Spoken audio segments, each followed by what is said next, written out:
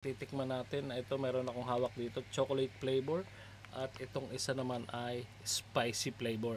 Ngayon ay titikman natin kung alin ang masarap at kung alin nga ba ang patok sa panlasa natin.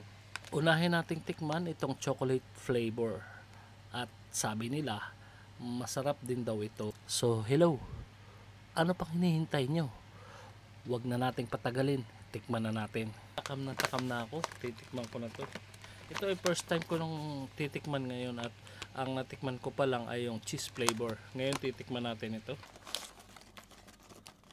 Titikman na natin. At ito nga, napakalalaki ng chips niya.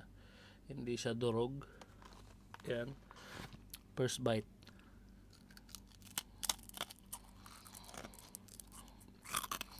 Mm. Mm. Mm.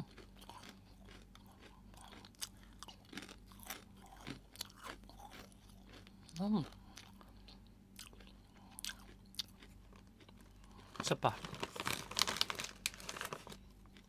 Ayan o. Kita nyo yan. Yung masasabi ko sa lasa niya, ano siya, pwede mo siyang kainin pwede mo siyang gamitin as dessert. Pero sa mga bata nga, sa mga chikiting natin, patok na patok itong panlasa na to. Ito yung chocolate flavor. At isa pa, tikman ulit natin. Yung crunchy talaga.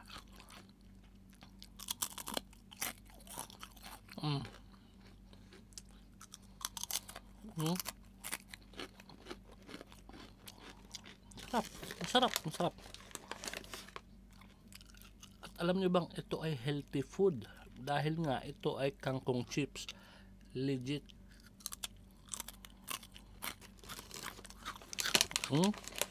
Masarap. Hugis puso.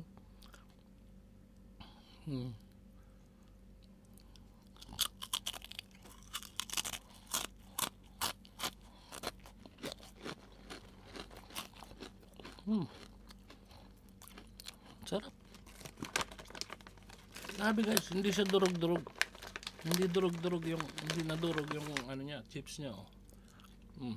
Ayun yung kangkong loob.